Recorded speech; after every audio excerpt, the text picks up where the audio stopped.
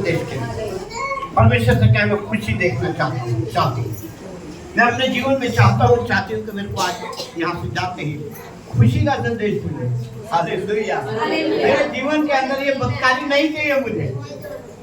जब भी हम आज देख रहे हैं कि मैं जैसा भी हूँ प्रभु कमजोर लाचार, जैसा भी हूँ बदकार बेकार, पर तेरा ताल्लुकात, तेरी प्यास है मुझे। जैसे एक हिरनी को प्यास होती है, उसके पीछे हाँफती फिरती है और फिर भी वो डरती नहीं कि उसे पता है पानी के अंदर मगरमच्छ है, लेकिन उसे बचा कर अपना पानी पीती है। इतनी प्यास है। हालेलुया। हमारे पीछे भी मगरमच्छ है, शैतान। जिस नदी के पास आप जाओगे शैतान रहता है, लेकिन हमारा बल को नहीं बोले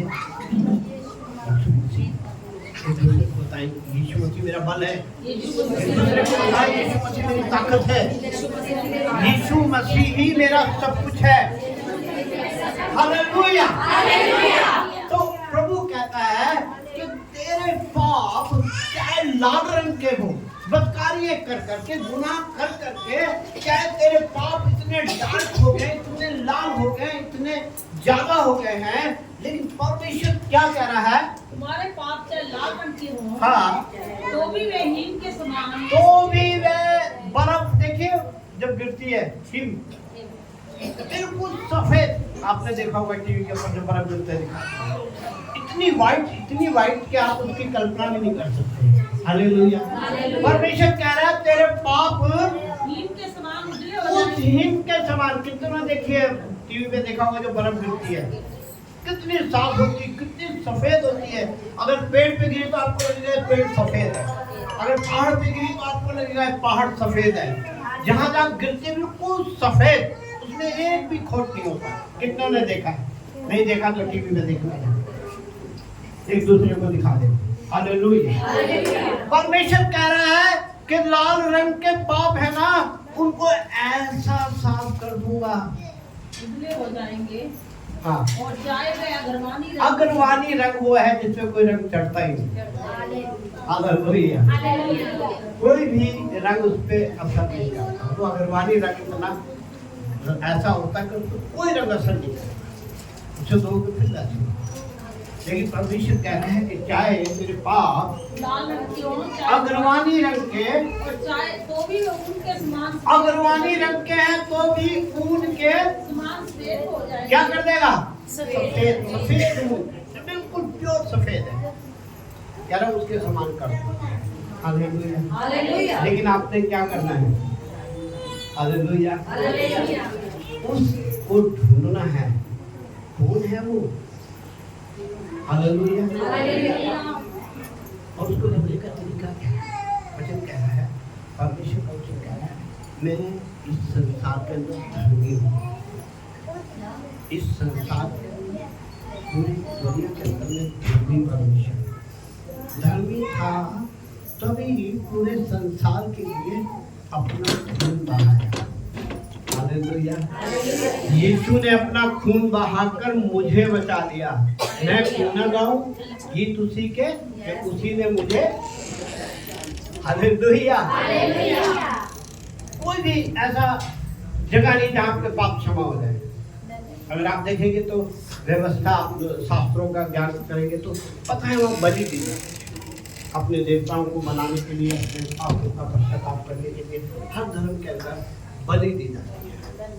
हालेलुया। अन्न बलि, मेल बलि, दोष बलि, ये पहले पुराने नियम में है।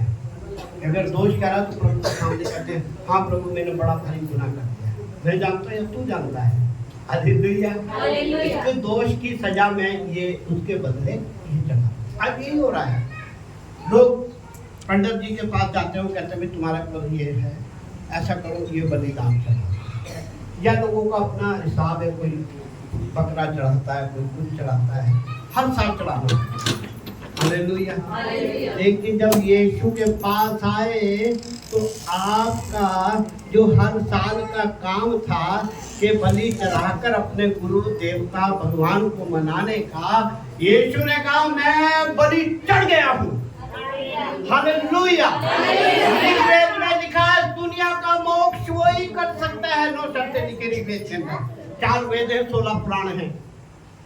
लेकिन वेद बताता है, ऋग्वेद बताता है, ऋग्वेद पूजा का वेद है, जिसमें सारी बातें पूजा की विधि बता दी है। हालेलुया। वो कहता है दुनिया का पूरे संसार का मोक्ष वही कर सकता है जो देवता स्वरूप हो, जिसने कभी पाप ना किया हो, जिसने कभी झूठ ना बोला हो, जिसने कोई गंदा काम ना किया हो, वो ही इस दुनिया को मोक्ष, पाप की क्षमा दे सकता है। पापी अंधे को क्या रास्ता दिखाएगा?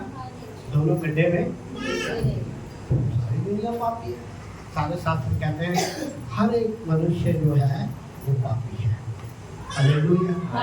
इसीलिए यीशु को मानव शरीर लेना है। नर्तन धार लियो अवतारा, दे निज प्राण कियो छुटकारा। यीशु को इसलिए इंसान बन के आना पड़ा। परमेश्वर को किसी ने नहीं देखा आज तक, अंदाजे हैं बस।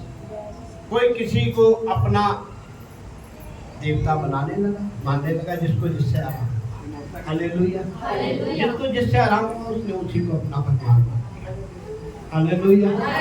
लेकिन वचन कह रहा है कि परमेश्वर ने मनुष्य का रूप लिया और हमारे बीच में आ गया। हालेलुया। गुरु ग्रंथ के जन्म साखी में लिखा है, वो कहते हैं कि शब्द धरती, मतलब जो शब्द बोले, शब्द का मतलब वचन। पंजाबी में शब्द कहते हैं, हिंदी में वचन कहते हैं, उर्दू में लफ्ज़ कहते हैं, इंग्लिश में वर्ड। हालेलुया।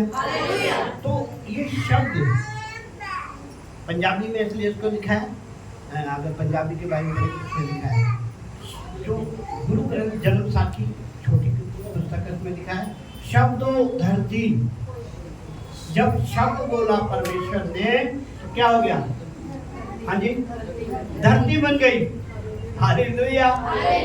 शब्दों आकाश, जब शब्द बोला तो आकाश बन गया।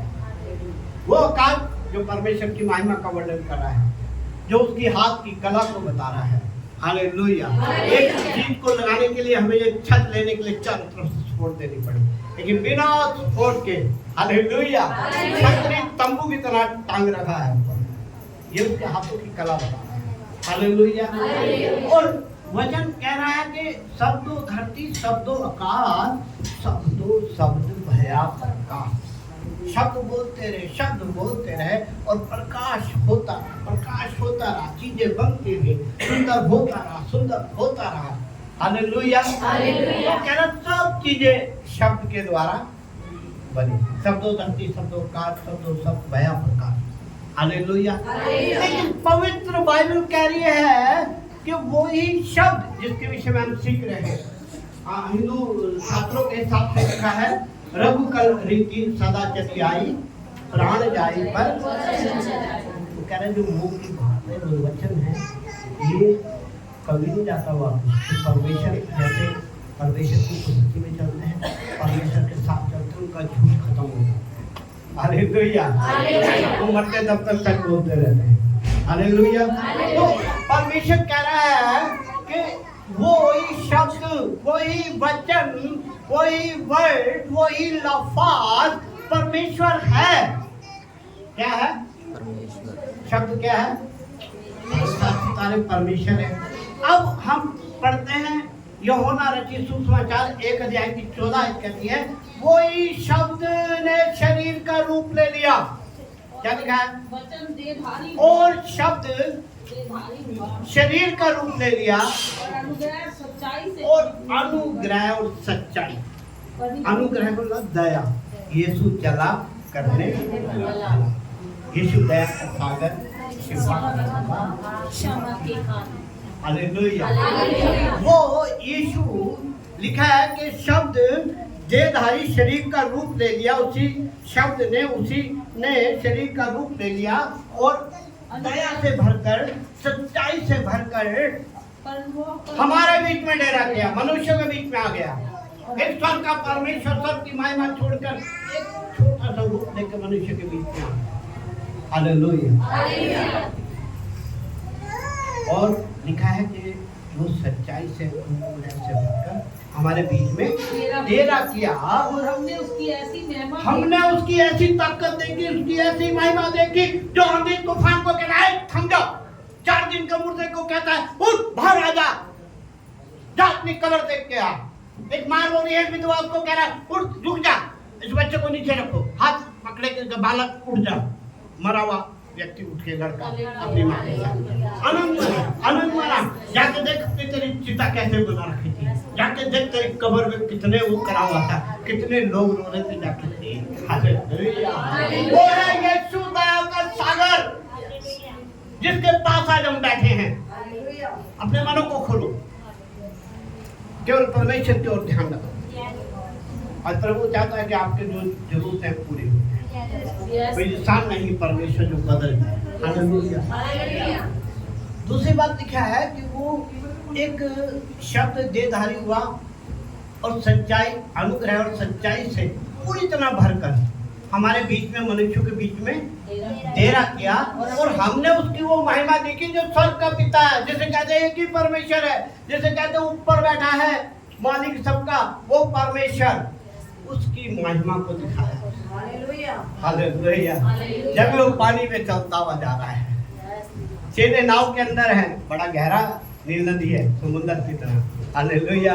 यीशु पे चलते हुए जा रहे हैं। हालेलुया। चेलों को नहीं पता कि यीशु कहाँ गए, कि यीशु प्रार्थना करते थे अकेले में, पूरी रात बैठ के प्रार्थना करते थे। है कोई? हाँ?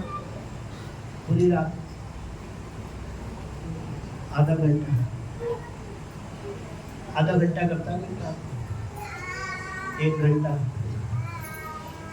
यीशु पूरी रात प्रार्थना करते, और जैसे प्रचार करा उसके बाद फिर जाके अकेले में प्रार्थना, जो ताकत खो जाती तो फिर ले। जब आप आते हैं, 1 हफ्ते की ताकत आपके साथ जाती है। धोखा न खाना परमेश्वर टट्टू में उड़ाने वाली वस्तु नहीं है। जो लोग नहीं आते, लापरवाही करते हुए देखो उनकी आंखों में आंसू।